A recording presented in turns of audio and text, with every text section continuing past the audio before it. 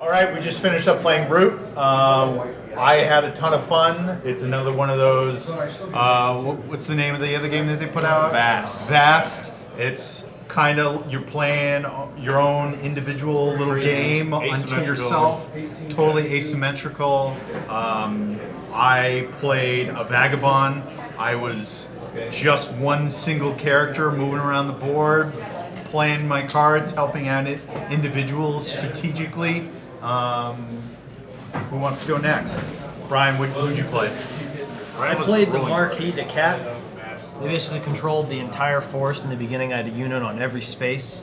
I played it a little. I think I played it a little wrong in the sense that I kind of didn't craft anything for the whole game. I kind of built up wood to build other buildings and more units so that I could attack. And I don't think that was the purpose of those characters. So I kind of ignored a lot of victory points in hindsight, as you can see from the board. And all of my buildings. Where's you? Right. That's right there. Actual position. And these are all my buildings. It's structured. But not just that. He started on almost every spot. The whole board. The Except, whole board. Except here. And that was that's what he had left. Shenanigans happened. But again, there's a lot of times where I didn't really know what everybody else was doing because it's like Isaac said, it's your own little world here, and you kind of react to what how people move on the board and the cards you draw. But it's everything you do. It's so complicated on the cards. Yeah. It's pretty awesome. It was a game time. I'll let you guys play. 3.5 hours. So, Six-player game. Six-player game. We ran for about 3.5 hours, including First time teaching. playing, learning. First time playing. I do think it's probably around a half an hour per player, just because towards the end of the game, your turns start to become more complex the more abilities you have. And you have to learn what everybody else does at the end of the game. We spent a lot of time asking a lot of questions about how are you able to do that, or why can you do that? Yeah. Because not knowing the special abilities of the other players, because each faction is so intricate and unique, which is awesome. But I think that first time you play, it's going to take a lot longer. Yeah. I wish the game was about 45 minutes shorter, starting to drag a little bit at the end. But I think next time it will be, and so I will play it again. Yeah. Absolutely. Replayability is really high though. Yeah. Like I think for you guys, you could play a different faction. For us, I was the other vagabond. You could have up to two. Our characters played totally differently, and there were like 8 different kinds of vagabond you could choose from. The only difference between you was the class you chose at the beginning of the game, and you guys played like Totally different game. Yeah, I would totally play the vagabond again and feel like I was playing a different. Well, it also happened to work out for you because you were right next to each other, so you had first dibs on anything that people crafted. Yeah, You could take every crafted item and leave him with nothing, which I did. Kind of happened. You totally did.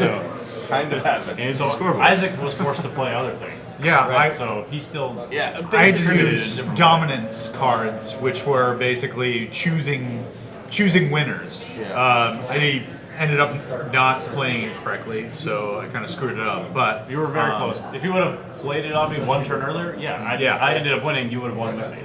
But you didn't know how close. I was also handing out dominance cards so people could win after scoring 10 points. Basically, Isaac and Ishan were playing like an adventure game, right? Yeah. Brian was playing like an economic management game. Jeremy was playing a hand management I was spreading game. the board. I was playing some kind of like almost auction mechanic type thing. As the deal maker and negotiator. And then Shane was playing a war game. Yeah, which was great. Like, my actions were programmed way ahead of time, so like every card I added a new order, and I had to take them every turn. And if I had failed, my whole empire would have collapsed, and I would have had to rebuild it. So I was very Roman, which was dope. So considering that the word of the lizard is the law, how do you guys all feel about that? So I was the lizard cult. So it was a very interesting one. You kind of were able to pop up anywhere because you were, I guess thematically you're changing people's minds to join the lizard cult, right? So you can pop up anywhere, throw down your buildings, which in this case were gardens, because all animals love gardens, right? So it was definitely very interesting. It was pretty complex. On the back of each card it tells you like the complexity of the character. And there's definitely that maximum in each tree. So, yeah. And I mean, we had 6 players. We finished with 3 players. Any All- 3 of all the one people turn away. in the lead Yeah. were 1 turn away. Right. So Actually, all 4 because I was 1 turn away also. yeah. And before all the that, way down. I mean, and before that turn, we were all on top of each other within a couple It points. was only at the very last turn that people Yeah, I started to break jumped away. like 10 plus points in the last 2 turns. So, basically, the theme is really cool. Yeah. The art is really Yeah, I cool. love the theme. The design is really cool. I would only play it with a group that has an appetite to learn a game by themselves. I can't imagine trying to teach 6 people this game by myself. That would be a total nightmare. That's just like Vast, though. It's just like Vast, except I like this a lot more than Vast because there's a lot more interactivity and overlap between the different factions. It still feels like you're playing the same game, even though you have specific rules, whereas Vast feels like you're playing totally different games. Yeah, I think you said it earlier. You said it's like 50% common Right. rules, 50% your own rules. Right, whereas Vast is like 100% unique each faction. This is like 50%, but there's still some common elements. Yeah. Because everyone's moving, everyone's building, besides the vagrants maybe, but everyone's moving and building within the confines of the Yep. rules that everyone knows.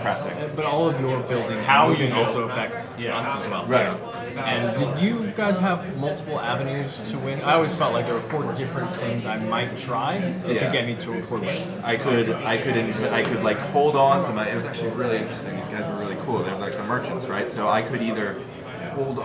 I needed people to pay me to get funds, and then those funds I could either hold on to them and score dividends, which would give me points, like just by keeping like a bank, or I could use those for actions and put trading posts on the map to score points. And it was always trying to find a balance about how many actions should I take and how many should I hold. The other thing was you getting funds, you were locking up our items, our units. Yeah. So like you could be like, yeah, I'll just hold on to those Yeah. army units for you. Which was a huge problem for me because I would have gone into turmoil had you held my units for too long. So I I had to shouldn't have placing given that one back so- to you. I yeah. bailed you out earlier. No, you didn't. Brian built me up. Oh before yeah, you Brian did. bailed. Yeah. But yeah. So there's an extra added cost specifically for you by buying. Right, Right. yeah. Or risk anyway. Right. Because I don't. My army units aren't the most important part of my thing. Which thematically makes total sense. It's awesome. You're the empire who just crumbled is trying to regain their former glory. You don't have a lot to spend, right? Whereas he's the economic powerhouse. He's got tons of stuff. He just throw whatever he wants to get what he needs. And I'm just here to change minds, man.